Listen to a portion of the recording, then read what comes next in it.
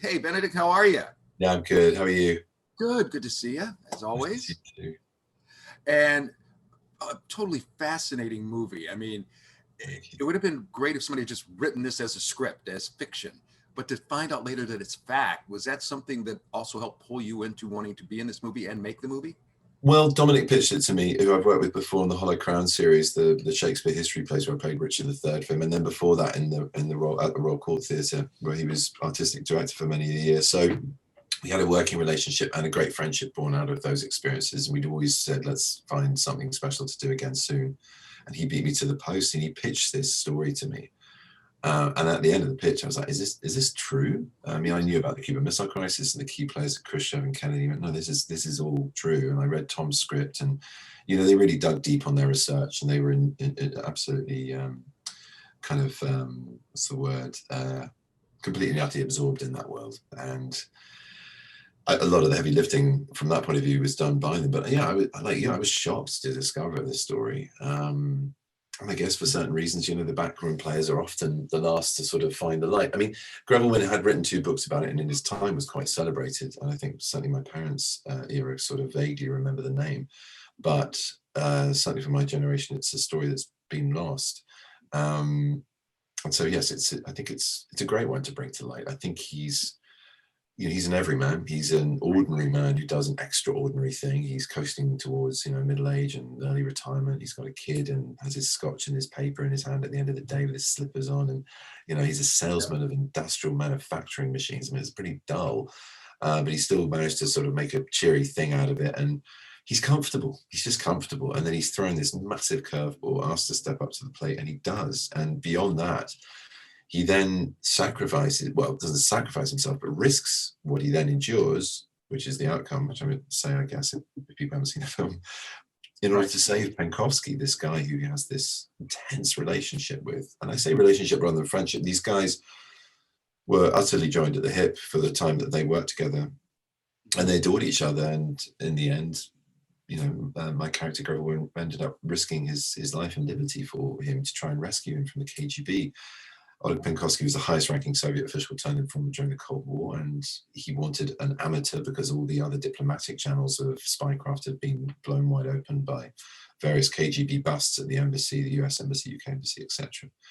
So they were looking for someone unusual, and boy, did Greville fit the bill. This barely literate, dyslexic man who was a salesman, and yet his business was taking him into Eastern Europe. So he was sort of getting that side of the Iron Curtain, and they just sort of nudged him towards Penkovsky, and from that Penkovsky went, "No, this is my guy. I want him to do more. I want him to take the information I have to you.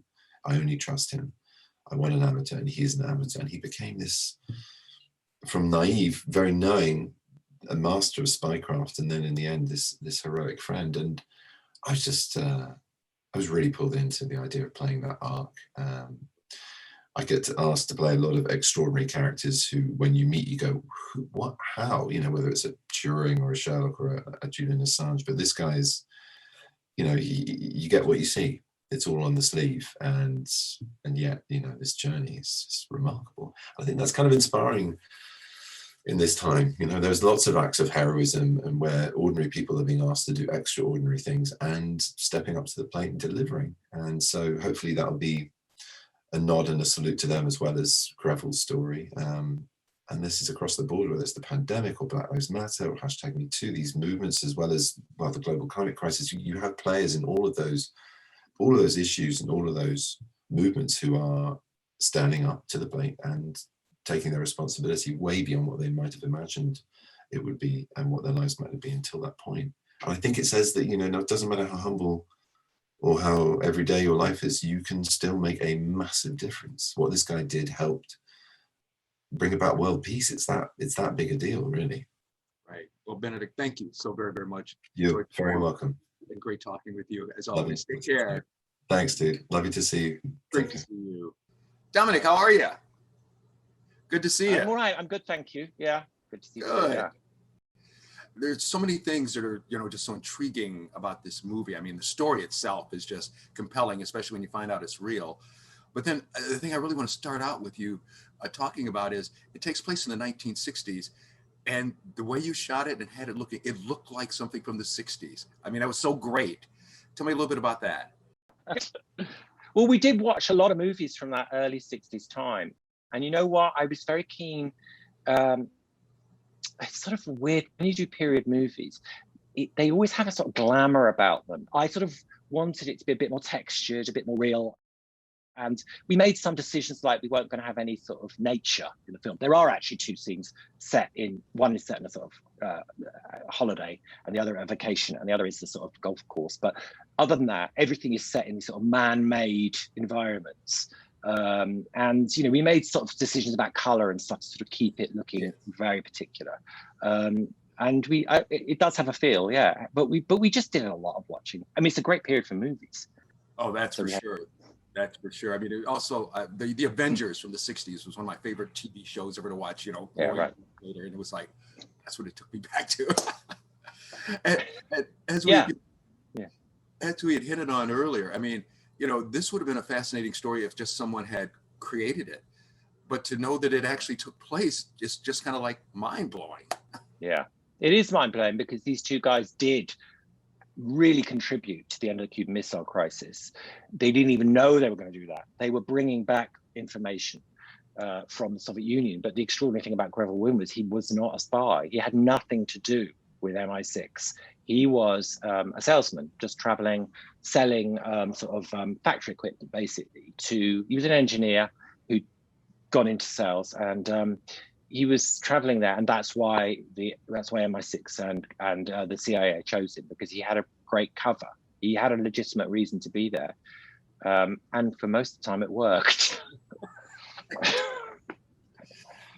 Yeah, but then when it finally, it's like, oh my goodness. I mean, it just made me think, you know, when you're watching it, it's like, I'm a grain salesman for Walmart, and now all of a sudden, you're right. This. That's absolutely right. I mean, and that was it. I think one of the things that moved me about script initially was this sort of idea, though, that, you know, one person, people don't know what they're capable of until they're put into situations where they have the opportunity to be heroic, and that's what this guy was. I mean, his Soviet counterpart was a hero. He was a war hero. He was decorated 13 times. He sort of kept the Nazis out of Kiev. So he was a really extraordinary guy, and he was quite famous in the Soviet Union. But Greville Wynn was a real regular guy, you know. And there's that idea in the film that, you know, change sort of starts with one person. And that's, you know, and at the moment that feels like a really important sort of thing to be talking about, that, you know, we don't know what we're capable of, but actually sort of sticking your neck out is worth doing, you know? That's for sure. Dominic, thank you so very, very much. I enjoyed the conversation and enjoyed the movie. Take care. Thanks, Greg.